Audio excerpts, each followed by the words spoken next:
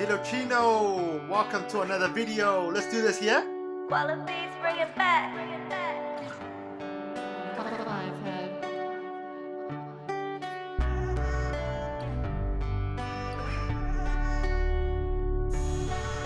Been stressing, pulling back and losing focus, feeling low, chasing things and feeling anxious, vision turning into mission, no expression, feel numb. Why things I'm not controlling, losing sight, I'm not so dumb. Deep in this hole, not feeling myself, not feeling good enough. And why do I worry so much? And why is life so tough? Tripping, stressing over things I can't reach, and negative thoughts and I don't want it to reach. I'ma teach me to grab this control and power, cause I want it all. I just wanna feel good, I just want control and I just wanna get it good. Listen to this video from talking about stressing over things you can't control, and just for a while you keep calm with Adeelocino.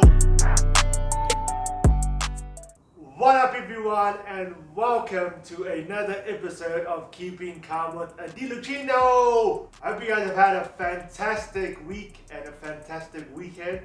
I'm here with the amazing therapist. I hope you guys have had a fantastic weekend and also week. It is a bit cold, isn't it? It's a bit cloudy and chilly this weekend. I'm just like thinking, oh my god, where's my beanie? I should wear a blanket, but it is what it is. Should we get into it? Let's do this, yeah?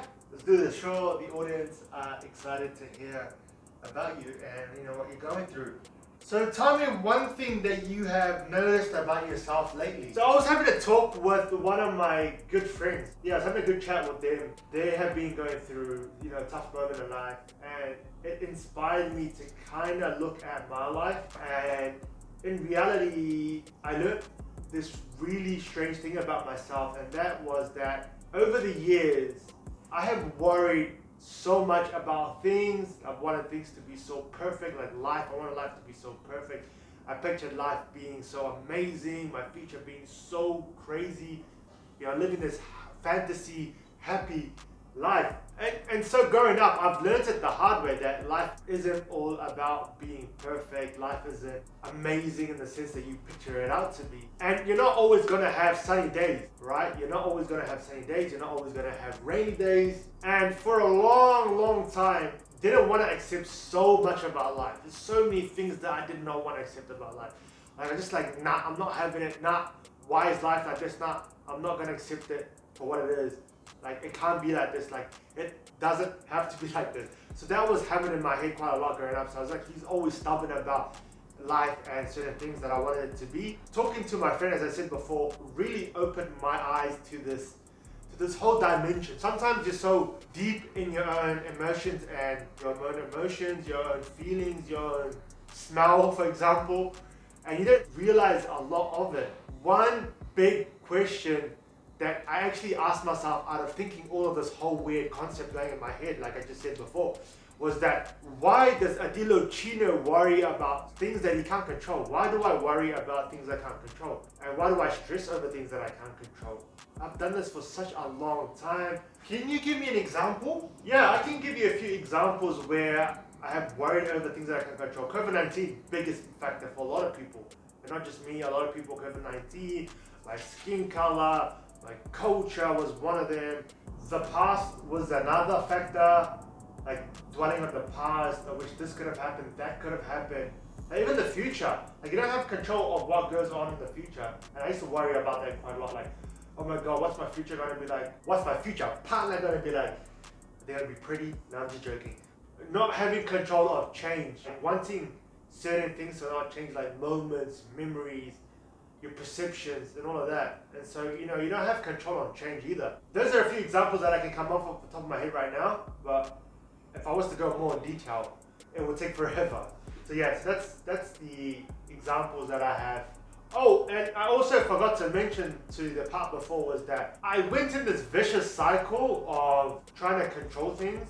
And that was like, I'll tell you the cycle that I repetitively went into, and that was worrying and then like trying my best to grab control and then fail, worry more, get angry at myself again for failing and why don't I not have control over this, and then repeating myself all over again. So that's what I used to go through on a constant daily basis.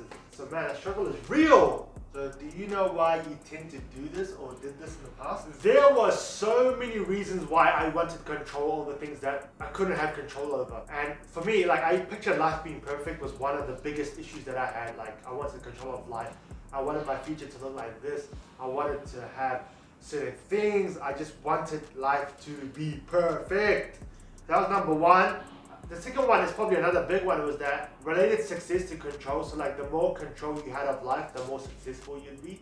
But obviously, Adeelocino isn't always right. So that was my second factor.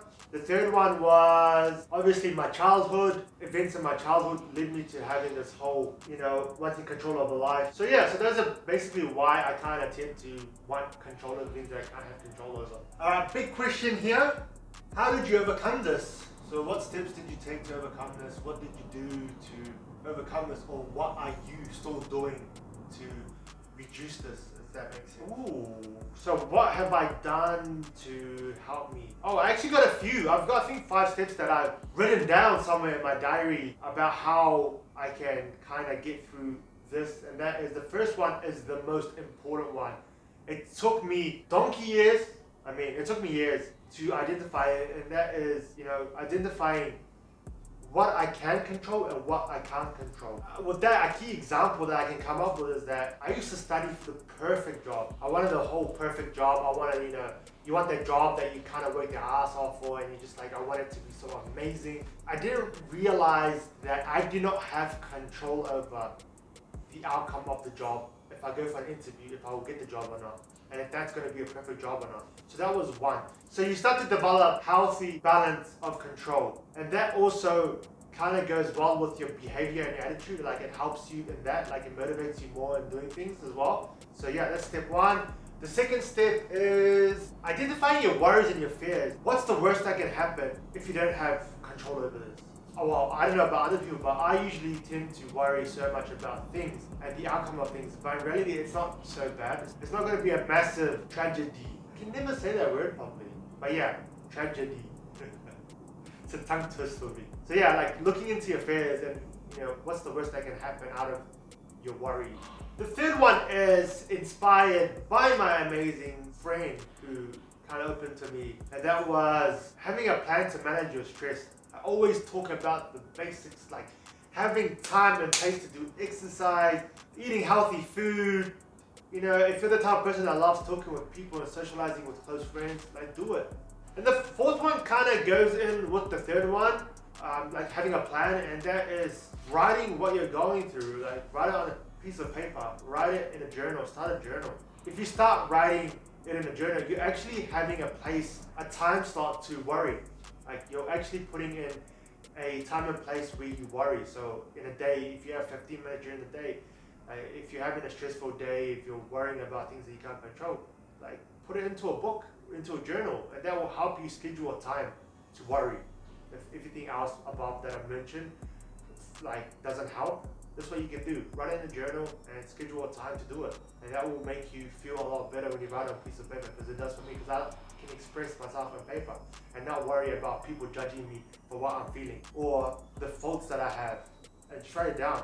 And the last one, lucky last one, the fifth one, is that pretend you're talking to someone that you really care about or love, and then take a step back and tell yourself, what advice would you give them?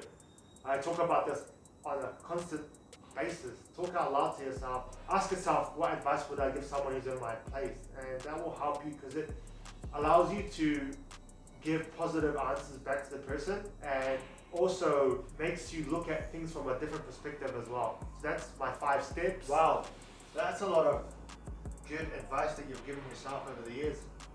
Really detailed. Thank you. I think a lot of people don't realize that emotions and stuff like stress and anxiety and all of that can actually weigh you down quite a lot if you hold it in. But the moment you start changing some aspects to how you feel, what you're going through, like, just implement a small change, like your diet, for example, or you're writing down your worries of things that you can't control. Like, just something small. You start to open up and unlock different areas to how you feel. And that's what I've been going through. I've been unlocking things that I never knew. People don't really tell you how you are until you actually look at yourself as if you're looking in the mirror. So that's something that I've learned. Yeah, it's pretty good to actually act on your own advice and follow and implement your own advice. Because honestly, this is some amazing stuff. I didn't know you were giving yourself advice and going through a plan to help yourself. That has been interesting. It's really good. There's nothing else. We can end the session. We can call it a day. I don't think there's anything else to add to what today's session is about. If you guys are new, like, subscribe, leave a comment, share this. And yeah, I think that's about it. There's nothing else to add to it. And I hope you guys have a fantastic week. I hope you guys enjoyed the video. If you guys have any tips on how to get through stressing over things you can't control, leave it in the comment section below, or you can definitely message me personally on Instagram, which is Adeelocino, and just let me know. And I hope you guys have a fantastic week and a weekend, and we'll see you guys next week. Masalam and peace.